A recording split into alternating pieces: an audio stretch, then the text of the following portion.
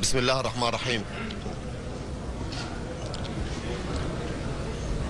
بسم الله الرحمن الرحيم. بالتأكيد تحياتنا للأخوة الإعلاميين في الجميع المرئية والمكتوبة والمقروءة.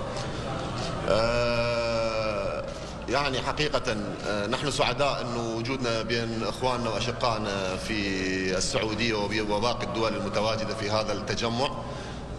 جئنا حقيقة كرسل سلام ومحبة، جئنا من إنجاح في سبيل إنجاح البطولة.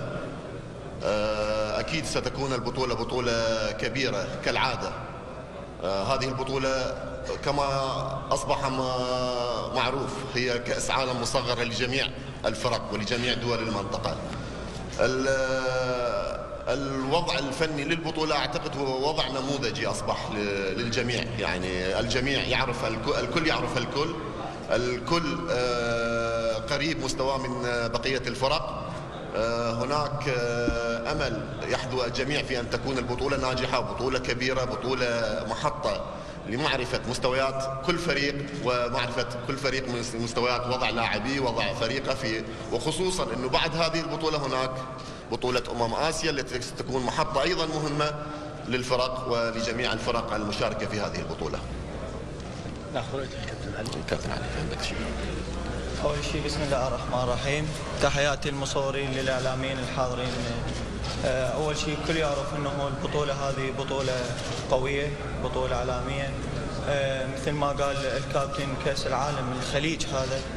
فأتمنى الموفقية لجميع المنظمين، للإعلاميين، للمصورين، وإن شاء الله نكون قوي في هذه البطولة إن شاء الله.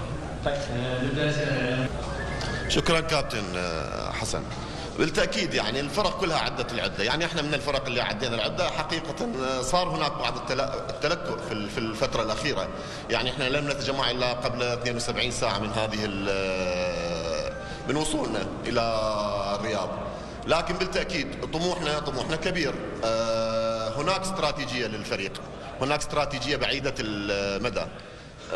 طموحنا لا يقف عند هذه البطولة. بالتأكيد تفكيرنا أيضا يتعدى هذه البطولة، لكن نحن نؤمن بقدراتنا، نؤمن بقدرات الفرق البقية، فرق قوية، فرق منافسة، فرق قد تكون أعدت العدة أفضل من عندنا وقتا، وخصوصا قبل هذه البطولة نحن تلكأنا وتأخرنا، حتى أن بعض اللاعبين أمس يلا وصل واكتمل عقد الفريق.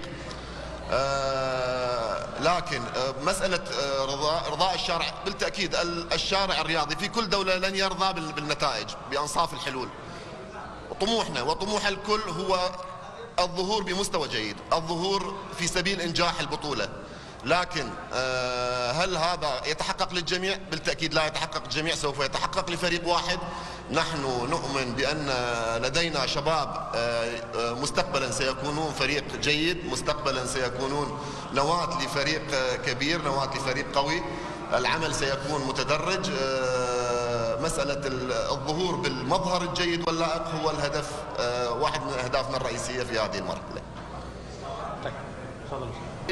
مبارياتنا مع الإخوان الأشقاء الكويتيين أكيد منذ بطولة 1976 في الدوحة كانت مباريات بطولات. الفريق الكويتي فريق تاريخ، فريق بطولات، فريق أحرز أعتقد 10 بطولات، يعني فريق لم يصل إليه أحد، رقم لم يصل إليه أي فريق. نكن كل الاحترام للفريق الكويتي، نكن كل المودة والتنافس الشريف يجب أن يكون متواجدا وحاضرا في مبارياتنا مع الفريق الكويتي.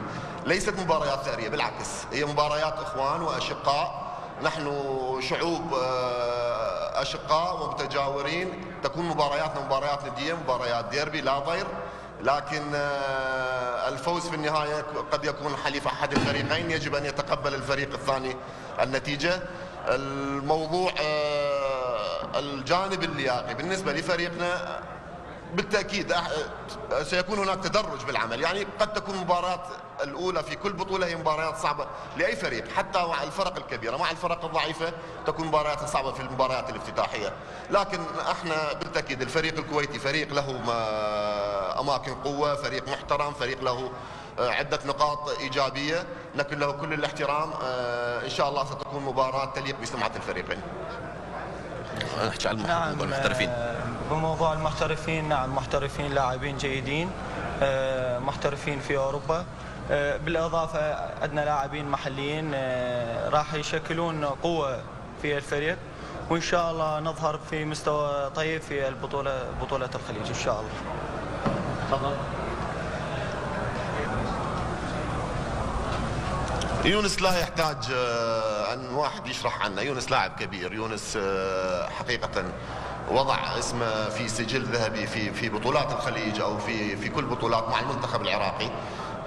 حقيقة بعد إصابته الأخيرة في الأيام الماضية كانت أربكت حساباتنا، لا نخفي هذا الموضوع، أربكت حساباتنا كثيرا، وبالتالي هناك حدث تغيير في استراتيجية وضعنا في نوعية اللاعبين، في التشكيل اللي سنلعب به، حتى في تغيير طريقة لعبنا.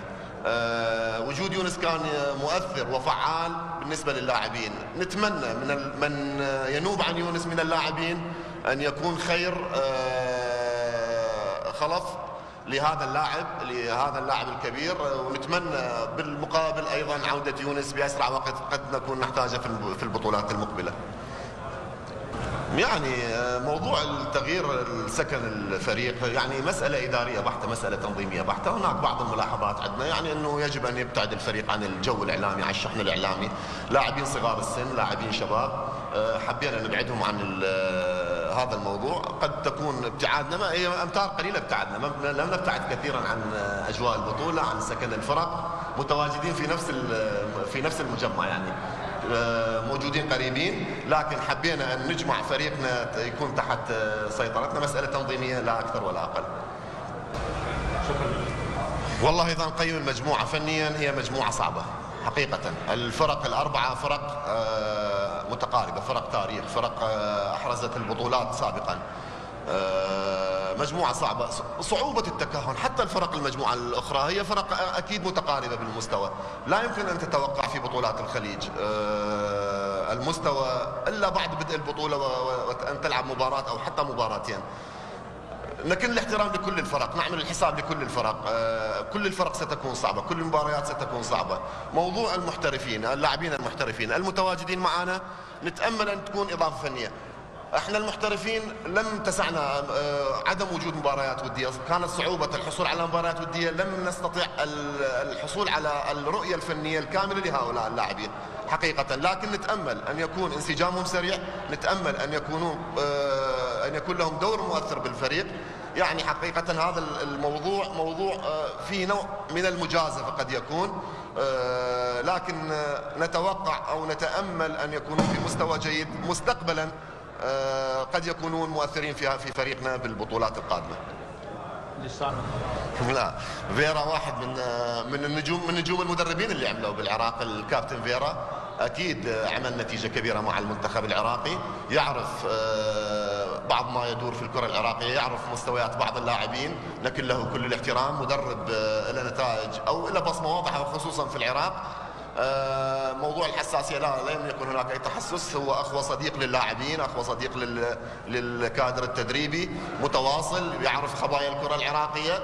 أعتقد هذه واحدة من مشاكلنا التي ستكون، أنه المدرب بالفريق الخصم سيشكل أنه معرفته وخبرته بالفريق العراقي ستكون أيضا مشكلة، قد تكون مشكلة لنا.